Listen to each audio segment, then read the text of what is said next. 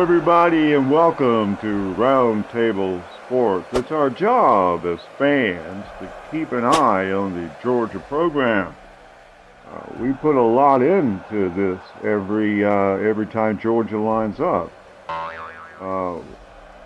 One of these days, you're going to go to a ball game and maybe appreciate the fact that we can still go to ball games. The world is falling apart, yet down south we're still waiting for football. And we gotta wait just a little longer. Not much longer.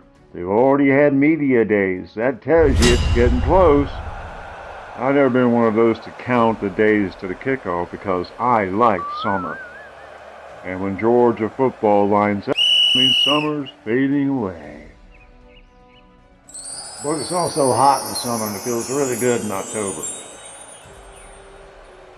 But anyway, all of you that go to the games, buy merchandise, trash talk at the water cooler to the mailroom clerks from Alabama, you invest emotionally, financially, and mostly you support them with all you got. So what you deserve in return is the assurance from the team that things are being taken care of. You know, for example, if the line is playing bad, you want that fixed. If there's a position group that's underperforming, we have a duty to look into it. Don't tell Kirby to fix it. It's our opinion. And we all entitled to them. But we should definitely pay attention when key elements of what made us a championship team start to look like they're not necessarily hitting on all cylinders. We need to pay attention. Today we're going to talk about a position group or a function of the team that's not up to speed. And it's the reason we didn't win the title last year. We'll get more on that in a minute.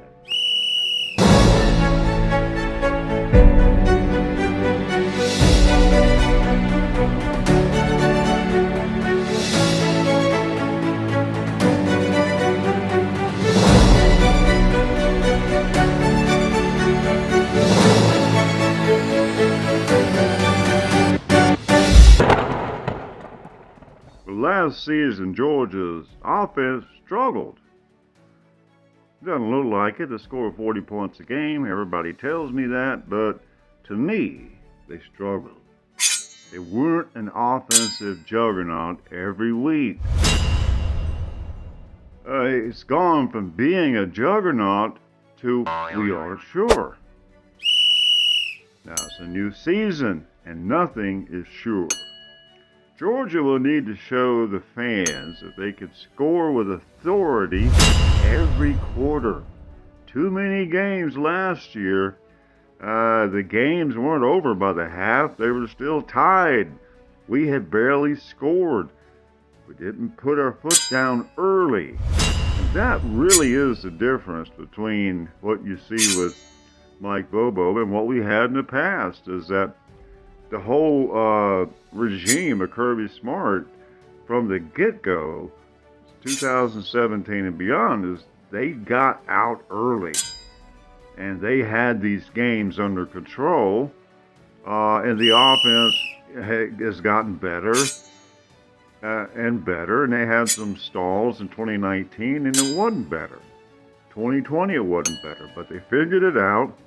And we really need to go back to that formula. Kirby and Bobo are a bad fit. Neither one's strength helped the other's weakness. Bobo is too concerned about running clock and not getting points. He's got to cash in far more than last year. playing a much tougher schedule. Kirby needs to put his foot down on the pedal when Bobo won't. But instead, he's praised Bobo for the shoddy work that's been turned in. You know, and it has been shoddy work when you really think about it compared to what the potential for Georgia is. You have to look at your potential. Georgia allowed a very effective weapon to slip out of their grip last season. But what weapon? The weapon of offensive intimidation. Championship teams were intimidating. 21-22. Daring the defense. They punished the slightest mistake, and they created mismatches all over the field. That simply wasn't the case in 2023. So that was last year. Well, what's changed from last year? Same quarterback, same offensive coordinator, same level of line support. Receivers are there. We've lost some, but we get them back. All the ingredients are still here for Georgia to have any success that they've ever dreamed of. But there's also the possibility that it won't happen that way. Last year needs to be looked at more, I think, more critically by fans. We won 12 games. We're undefeated. But that was a fairly light schedule. This year, the same approach. I say we're going to drop a couple of games. So look at what happened in South Carolina, Auburn Tech,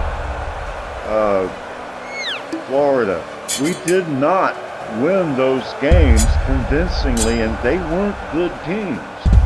This year, you've got a much higher level of teams to contend with. Missouri is going to be a good team. Obviously, Alabama and Texas are recruiting just like Georgia. They should be good. Those games can't be played with a one-possession win in mind. You've got to put your foot on their necks any chance you get. And we haven't seen that with Mike Bobo. That killer instinct, that unalive me instinct, this isn't there with Mike Bobo. Sometimes they are pretty aggressive, but a lot of times the teams sleepwalk through games. It does appear as if they're the walking dead, even though they might be scoring close to 40 points while they're doing it. You're not going to get away with that, and there's no reason why you should try. Georgia saw how it was supposed to be done. All the fans did too. And we have a chance in 2024 to just go back and start doing that. But we're going to have to get the support of our offensive coordinator. He's got to get on the program, and he didn't last year. And that's the whole point. He's not on the program. Whatever he's doing, it's not what needs to be done every time.